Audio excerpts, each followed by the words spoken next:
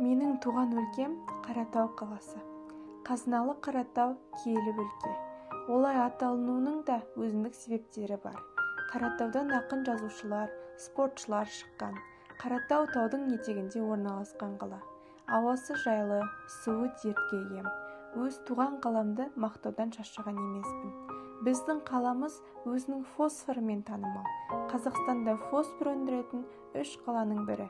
Мен Әбдіқұл Қарақат Асанқызы 2008 жылы Қаратау қаласында дүниеге келдім. Байланып ғылымның торына, жығылдық желінің жолына. Сайттың түр-түрін ашамыз, кітап оқудың орнына.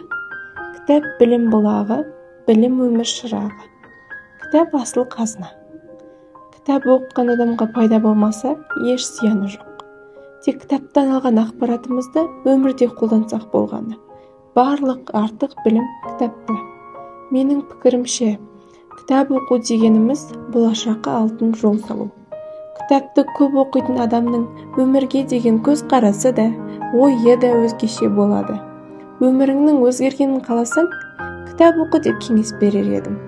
Кітап оқу адамды болашаққа жетелеп, жүрегіне тыныштық орнатады. Кітапты өзіңді күштеп емес, жүрекпен оқу керек деп есептеймін. Кітапты жан-тәніңмен сезініп, сол кітаптың кейіпкерлерін түсініп оқу қажет. Сонда ғана сол кітапқа деген құштарлық пайда болады.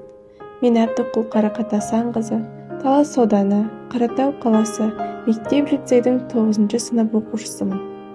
Менің жаныма әдеби кітаптар жақын. Мен кітап оқуды 8-9 жасымнан бастадым.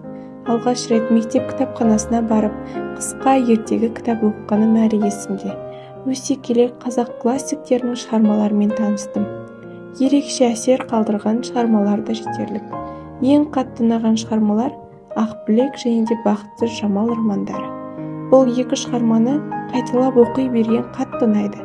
Кітапқа деген қызығушылығымның артуына да арқау болған осы 2 шығарма. Ақбілек романы Жүсіпбек Аймауытовтың қаламынан туған психологиялық роман. Роман 1927 жылы Әйел теңсіздігі журналында жарияланды. Ақбілек романында 30-ға жуық кейіпкерлер бар.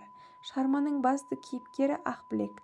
Ақбілек содырлардың қолына түсіп, Қарамұртқа ермек болды, бірақ ешқашан мойымады. Қарамұрттан құтылып өз ауылына келгенде, таза емессің деп Ақбілекті жақындары қолдамады. Жалғыз қолдаушысы Ұрқия жеңешесі еді. Ақбілектің баласын бауырына басып, Ақбілекті әрдайым қолдады. Ақбілек қалаға оқуға кетіп, өз сүйгенін жолықтырды. Балташ есімді жігітпен танысып, өмірін сол жігітпен ұштастырды. Барлық оқырманға Ақбілек роман оқуға кеңес беремін. Менің ойымша, барлық қыз баласы Ақбілек романын оқуы қажет. Мағжан Жұмабаев, мен жастарға сенемін. Арыстандай айбатты, жолбарыстай қайратты, қырандай күшті қанатты, мен жастарға сенемін.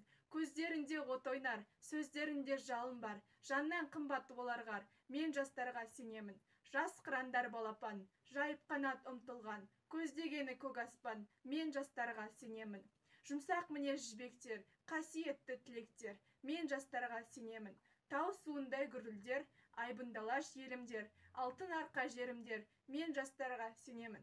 Қажу бар ма сұңқарға, талу бар ма тұлпарға, иман күшті оларда, мен жастарға сенемін. Мен сенемін жастарға, алаш атын аспанға, шығарар деп бір таңда, мен сенемін жастарға.